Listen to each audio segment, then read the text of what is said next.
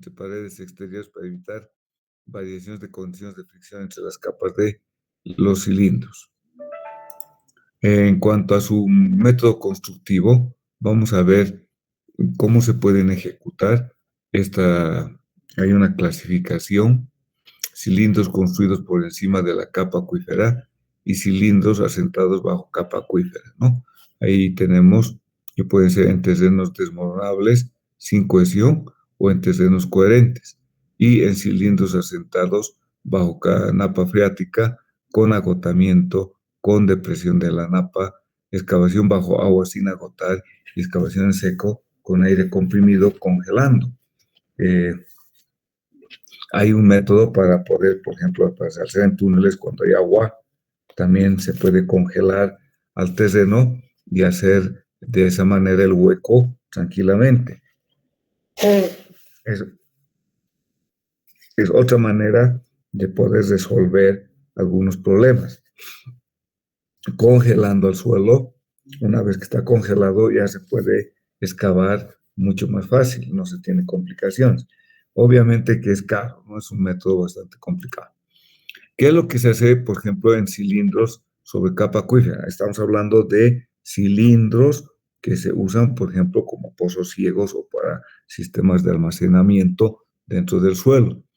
Lo que se tiene que hacer es, en todo un contorno, se realiza como una cadena circular que puede ser de hormigón, que va a tener la forma esta triangular para que, por el peso propio que se va construyendo lateralmente, se va hundiendo y se va entrando en el suelo.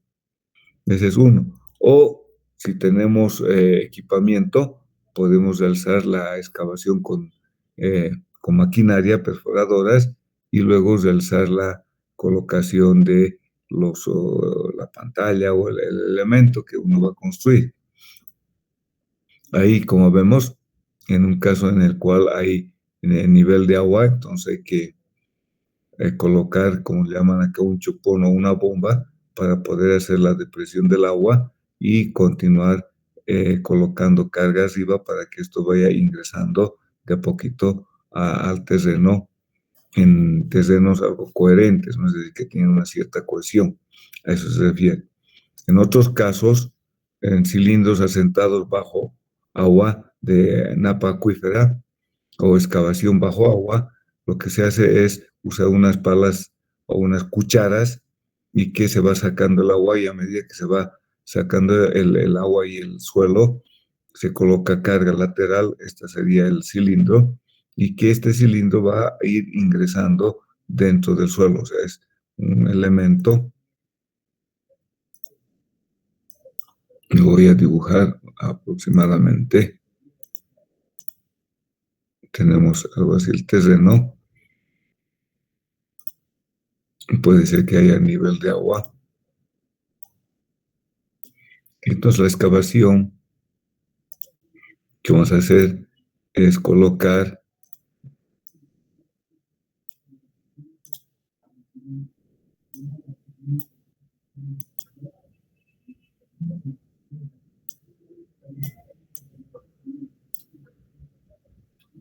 esto, puede ser como un anillo.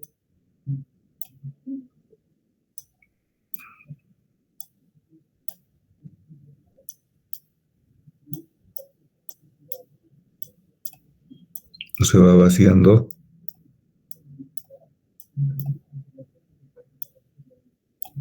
Entonces se va ingresando esto a medida que se va excavando.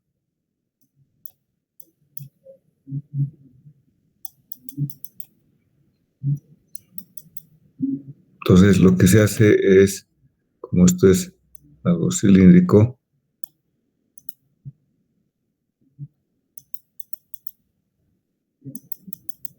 entonces esto va a ser algo así, ¿no?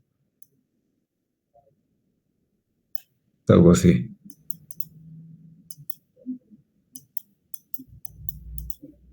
Entonces lo que estamos mostrando acá, esta como cuchara, me sirve para entrar y se manipula para poder generar y sacar la muestra. Les voy a mostrar unas fotografías en las cuales Bueno, yo estaba ahí presente.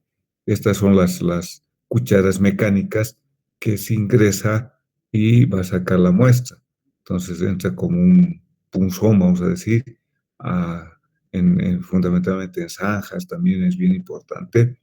Entra y se abre la cuchara y penetra en el suelo. Y esa es una manera también de realizar una excavación bajo agua o bajo también lodos bentoníticos, ¿no? Ahora, también ya hemos mencionado cuando se hace cilindros asentados por debajo del napa acuífera, excavación en seco mediante aire comprimido. O sea, la idea es de que acá no tengamos o tengamos una cierta presión y que impide que el agua pueda penetrar, ¿no? Eso ya hemos visto ya anteriormente, el proceso constructivo, este es lo que hicieron esta empresa Andrade Gutiérrez hace tiempo, una empresa brasileña, y para realzar los pilotes a grandes profundidades. Y también les he mostrado lo que se ejecutó en la obra real en el puente entre el departamento de Cochabamba con Santa Cruz en puente, que no me acuerdo el nombre ahorita, pero ahí está la campana, lo que se ha hecho el proceso constructivo y que de alguna manera les he mostrado a detalles cómo se tiene que ejecutar, incluso, bueno, ya cuando ya está acabada la obra y se tiene que continuar, pues de noche se continúa trabajando. Este es el caso para que tengan una idea de las pilas de cilindros de fundación.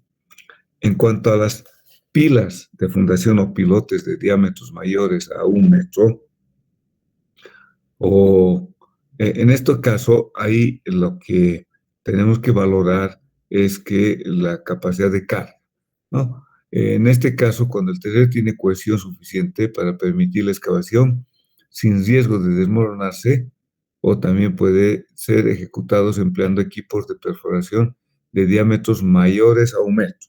Eso es lo importante, ¿no? Que hay que tomar muy en cuenta. Se excava, luego hay que rellenar, hay que hacer el dimensionamiento. Su uso puede ser para diferentes tipos de obras de puentes por lo general, encima del cabezal, luego vienen las pilas, también las pilas de fundación. ¿Cuáles son los tipos que se emplean de pilas de fundación? Por ejemplo, pueden ser pilas rectas con un cierto acampanamiento. El que se realiza a veces es el C, pila con campana que se llama pata de elefante, y que este gráfico está en el libro de Brajadas, por si acaso, y que se le da por lo general máximo 30 grados, una cierta alturita de 30 centímetros en la parte del talón para colocar la armadura si se va a colocar una pasilla acá. Y también se puede hacer las pilas emposadas en roca. Entonces ahí tenemos otra manera de calcular la fricción y la adherencia lateral en la roca, porque hay que calcular, imagínense, acá se tiene el elemento, tenemos terreno hasta una cierta longitud y luego tenemos roca.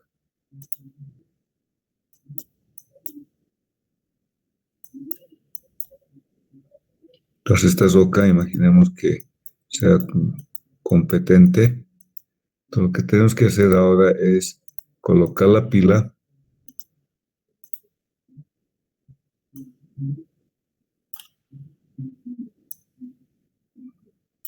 Imaginaos acá.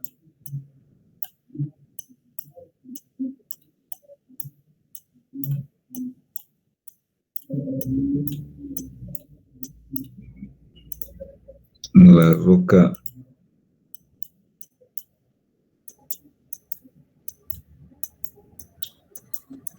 Entonces acá lo que se calcula es esta adherencia que tenemos acá.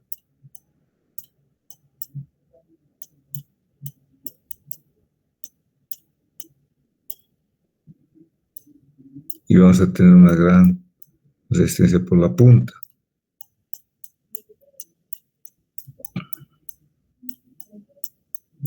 O sea, esto es lo que más trabajaría en todo caso.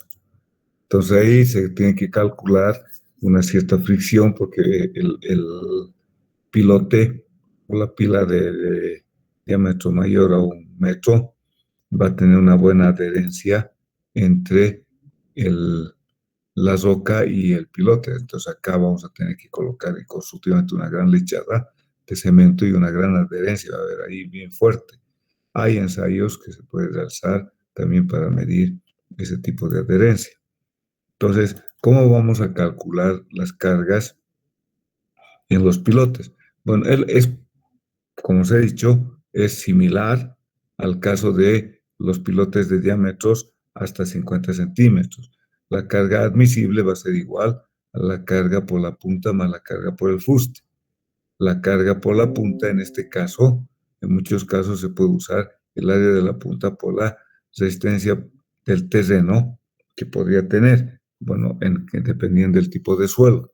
Y la carga por el fuste, al tener áreas grandes, entonces acá tenemos una resistencia, ¿cierto? Y en el caso del fuste voy a tener un coeficiente de fricción que tenemos que calcular entre el pilote y el suelo, ¿no? Entonces, es muy similar al caso de los pilotes menos un diámetro acá, pero en el caso de pilotes de mayor diámetro, entonces acá tenemos que ya una cierta resistencia, porque vamos a tener un valor resistente o calculado con una cierta capacidad de carga. Entonces, ¿cómo vamos a estimar la capacidad de soporte última de un pilote? Estamos valorando también igual una pila de fundación o pilote de diámetro mayor a 1 metro. Es lo mismo. La carga última, la capacidad de soporte de carga última en la base y la resistencia por fricción.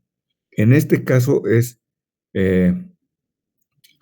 para el caso de la carga por la punta, podemos usar la ecuación general de capacidad de carga, donde puede intervenir el factor de cohesión, la carga lateral Q, el gamma. Fíjense que acá ya no estamos considerando su diámetro, pero vamos a tener los factores de corrección, porque lo hemos sacado acá del área de la punta, ¿no?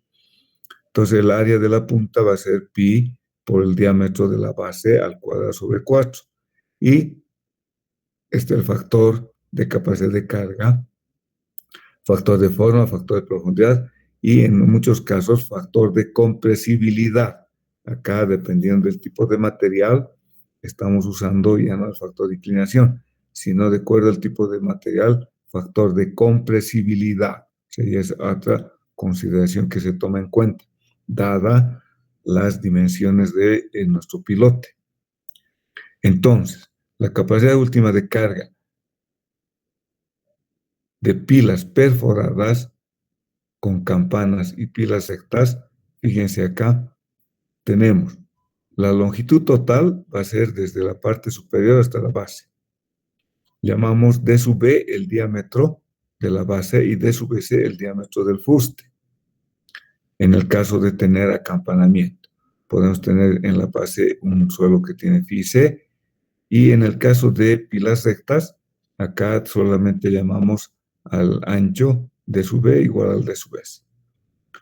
La carga última por la punta, ya hemos visto que tenemos los factores de forma o de profundidad y de compresibilidad. Y hay que sumar el factor de fricción que existe entre suelo y cimiento, ¿no? Ahora bien, vayamos a las pilas perforadas en suelos granulares, la capacidad de soporte de la carga, carga por la punta. Es la misma ecuación que anteriormente, acá el área de la punta, pero acá la carga Q' es la carga lateral y están los factores de capacidad de carga QS, QD, que están en función de la longitud y el diámetro, ¿no? Si es acampanamiento o si es solamente diámetro recto. Y el factor C, que interviene en el factor de la capacidad de carga por la profundidad. Ahora, acá hay algunos autores que introducen el valor de las correcciones con índice de rigidez crítico para el cálculo de Q sub C, de compresibilidad, para calcular el factor de compresibilidad, por si acaso. El factor de compresibilidad tiene que intervenir el índice de rigidez crítico y el índice de rigidez del suelo. Entonces, con esos dos valores se puede calcular el factor de capacidad por compresibilidad. Y el factor por fricción es muy parecido, en este caso, al de los pilotes. Es decir, es el perímetro, la fricción, la fuerza friccionante o resistencia por fricción, que fíjense que acá, si estamos hablando de un estrato netamente arenoso o material granular, ¿no? Entonces ahí hay que tomar muy en cuenta que la cohesión es cero y solamente interviene el factor de reposo, el K sub cero, la presión vertical y fíjense la tangente de phi. Phi, ya saben, el delta prima es 2/3 del ángulo de fricción. Entonces hay que tener en cuenta qué tipo de suelo son y en este caso también se tiene que cumplir al ser un suelo arenoso para la fricción. Lo mismo, tenemos que considerar que la fricción va a ir variando hasta una longitud L'. Esa longitud L' es hasta los 15 veces el diámetro del pilote, ¿no? Que va a variar la asistencia por la fricción. Luego se considera constante. En el caso, para calcular lo mismo de la carga permisible o admisible, tengo la carga por la punta neta, en muchos casos, como es un diámetro de unos 50, entonces a veces se le quita el peso del suelo que podría existir, pero también hay que tomar en cuenta que va a intervenir el peso propio para calcular la carga o el número de pilotes. La carga neta, en muchos casos, como les digo, como es unos 50, entonces hay que restarle el peso del suelo. La carga de fricción dividido el factor de seguridad. Como hemos visto, el factor de seguridad es en todo caso de 2,5 a 4. Se mantiene el mismo concepto. Ahora, hay otro método, capacidad de soporte de carga basada en el asentamiento. Este es dado por Ricin O'Neill. Este autor, los que van a ver el libro de LRFD, es uno de los investigadores muy dedicados al tema de la parte de pilotajes, cálculos de pilotes, el diseño, y está él en la norma LRFD. Propusieron un método para calcular la capacidad de soporte de las pilas perforadas y se basan en una cierta deformación. El método se aplica a los intervalos siguientes. El diámetro de la pila varía de 0,50 a 1,20. Profundidad de la campana de 4 hasta 30 metros. Es largo. La resistencia a la penetración estándar en el suelo de apoyo de 5 a 60 golpes. El revenimiento del hormigón tiene que ser, vale decir, el método del cono de Abrams, de 100 a 225 milímetros. O sea, no tiene que ser tan fluido que digamos. Ahora, fíjense lo que les decía. Cuando tenemos pilotes preexcavados, lo que nos recomiendan, fíjense en la parte superior, dice, esta zona en 1,5 metros no contribuye a la fricción, solo suelos cohesivos, ¿no? O 5 pies, que le llaman, que dan esa unidad. Entonces hay que olvidarse que hay fricción en esta longitud. Y cuando es acampanamiento, entonces dice zona que no contribuye en una longitud de un diámetro de el ancho, o si usted quiere el valor de la longitud del diámetro del pilote.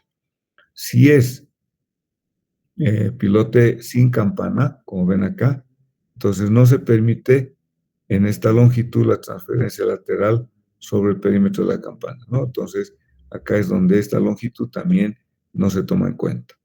Eso hay que tomarlo muy en cuenta cuando uno calcula la fricción lateral.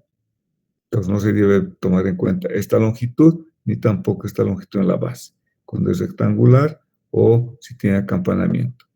Entonces, la carga última por fricción, fíjense acá, es la resistencia cortante, el perímetro y el delta L que va actuando a los diferentes espesores que, de acuerdo al tipo de suelo, lo está considerando. La carga por la punta va a ser la resistencia por la punta que se tiene acá en este nivel y el área de la punta que va a ser pi por el diámetro al cuadrado del ancho B, de su B, ¿no? Al cuadrado. Ahora, para la fricción, ahí si ustedes se fijan, nos dice que la fricción, hay el método que llama el beta sub 1 multiplicado por la presión vertical efectivo para cada estrato. A la mitad de cada estrato se calcula y tiene que ser menor a un beta 2. ¿Qué es ese beta 2? Bueno, el beta 1 tenemos acá el cálculo. El beta 1 que multiplicado por la presión efectiva. El beta 1 es beta 3 menos beta 4 a la z sub i. Z sub i es un cierto espesor o profundidad elevado a la 0.55. Entonces, estos betas, las magnitudes de los betas, se tienen valores. Acá tenemos en los sistemas, en el sistema SI, beta 2 es 192, beta 3 es 1,5, beta 4 0.24. Entonces, la capacidad de carga de punta va a ser beta 5 por el número de golpes del ensayo de penetración en el sub 60. Entonces, es bien importante para diámetros menores a 1,25. Entonces, hay que cumplir lo que recomienda esta manera de calcular la capacidad de carga considerando una cierta asentamiento, ¿no?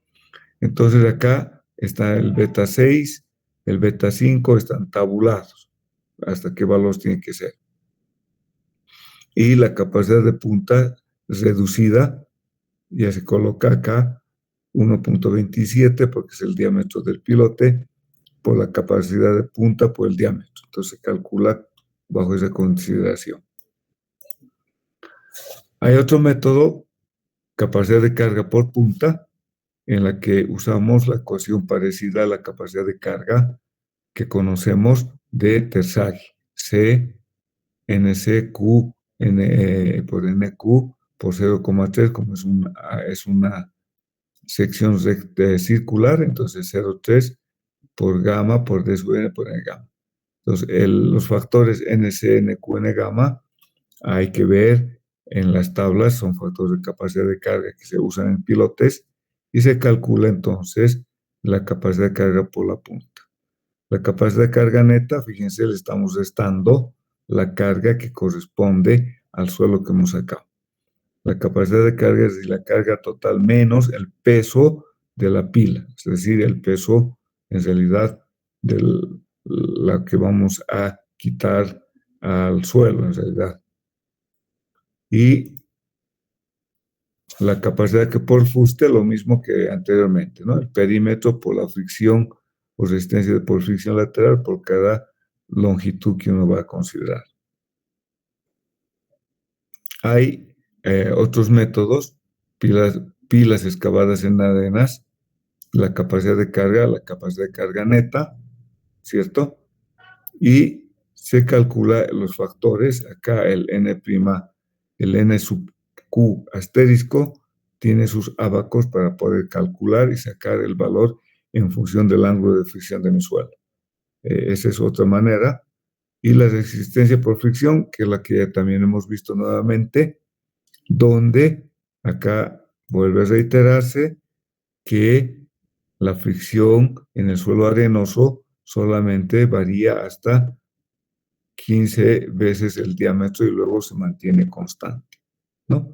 Entonces, como ven, hay distintas formas de valoración de nuestra capacidad de carga. Hay otra ecuación basada en el asentamiento, pero ya hemos visto el método de Session O'Neill, que es el que nos va a ser útil para el cálculo. Finalmente, lo mismo que hace rato, En la capacidad de carga admisible, calculo la capacidad neta y a la capacidad de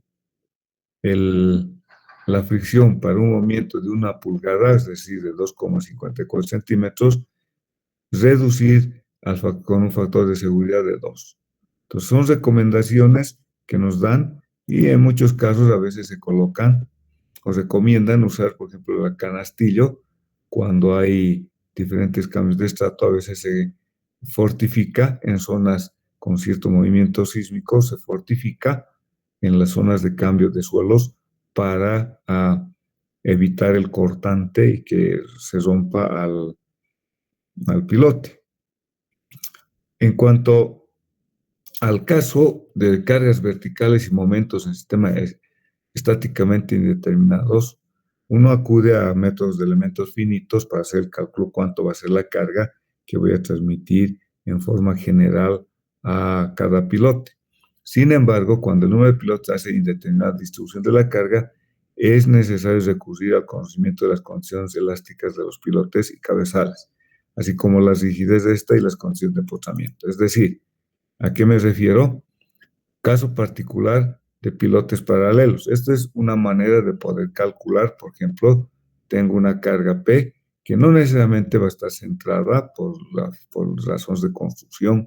De alguna manera ha habido un pequeño desplazamiento. Tengo un momento en la dirección X, tengo un momento en la dirección y quiero saber, tengo las distancias de los pilotes bien determinadas topográficamente.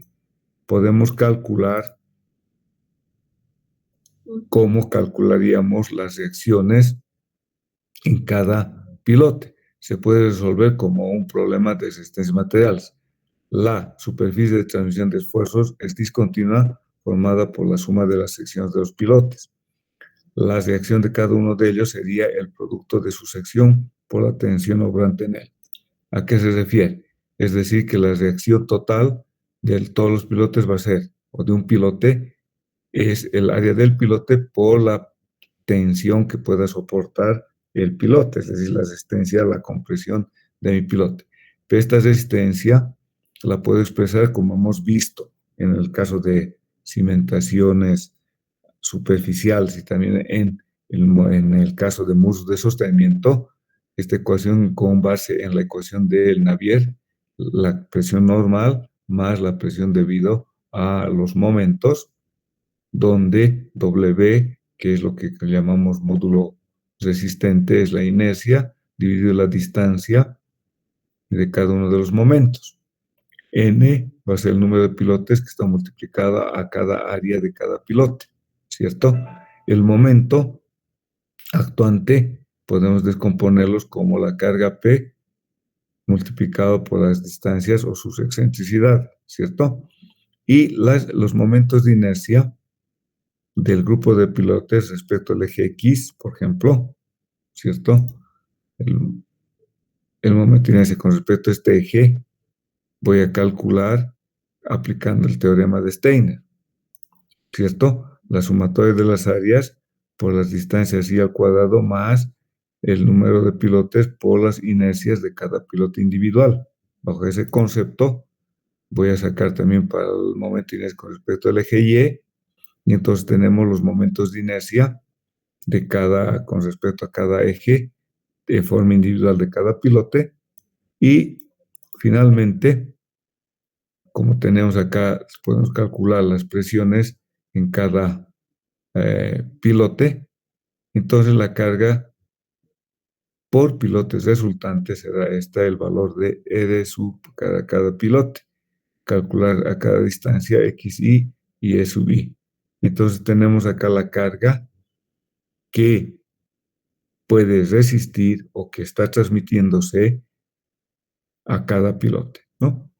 Entonces, con esto puedo calcular bajo un método elástico cuánta puedo transmitir de la carga a cada uno de los pilotes, conociendo bien clarito sus coordenadas de cada pilote con respecto a un sistema de ejes coordenados simétricos, ¿no? De ejes de simetría.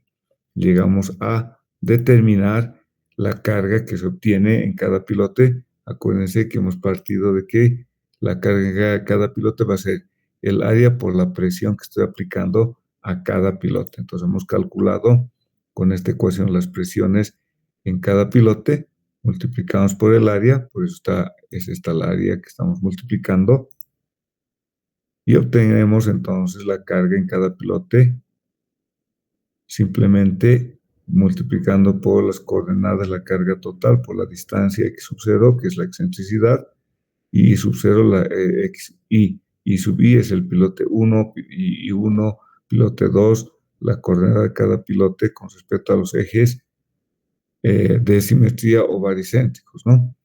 Que vendrían a ser, esto es el eje y el eje x. Entonces, la coordenada x, acá sería x1, y1. Acá sería solamente y1, acá ya sería y4.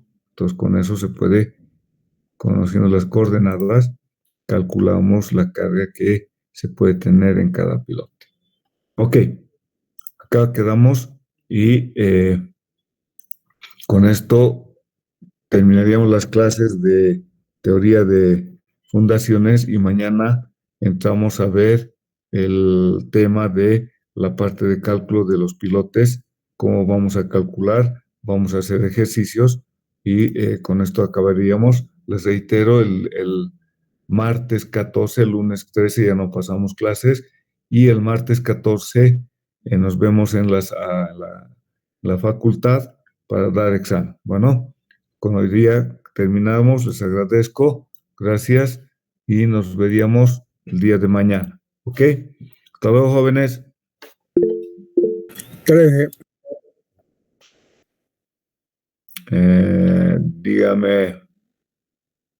Dígame, Julio. Buen día, ingeniero. Una Hola, consulta. dígame. ¿Qué temas va a entrar en el examen? En el examen, a ver, otra vez les repito, los temas en el examen van a ser asentamiento, capacidad de carga, muros de sostenimiento y pilotes. 4 temas. Muchas gracias, ingeniero. No tiene por qué. Dígame, Vladimir. Buen día, Inge. Para el Hola, buen día. proyecto, ¿qué cosas debemos presentar? En el proyecto ahí le he dado un índice, tiene que presentar uno, no es necesario que me haga una gran descripción, una ubicación de un terreno para el cual se le asigna ese perfil del suelo y la memoria de cálculo de los cimientos que va a colocar y su memoria de cálculo, como os he dicho, y también el planito que dice en tamaño doble oficio, si es que pueden, en tamaño oficio, donde muestren que entran sus fundaciones que ha diseñado en esa planta. Y más los del muro de sostenimiento, nada más. Son como máximo 4 o 5 hojas, no creo que sea más. Dije todo al Classroom, ¿verdad? ¿Perdón? Todo Sí, por favor, claro.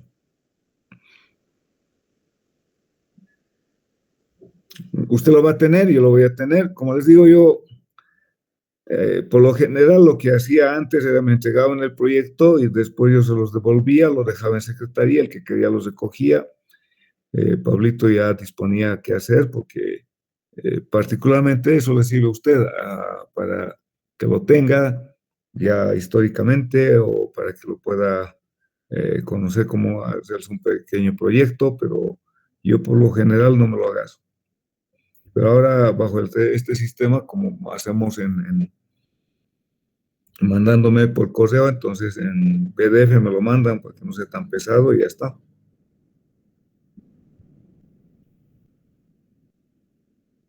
¿Algo más, jóvenes?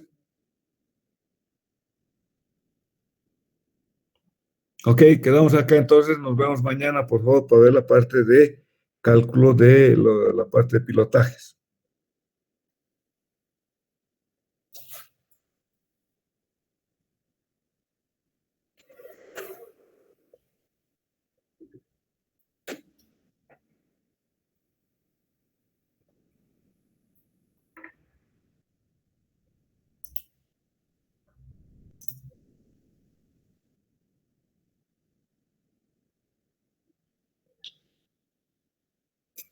Hasta luego, hasta mañana.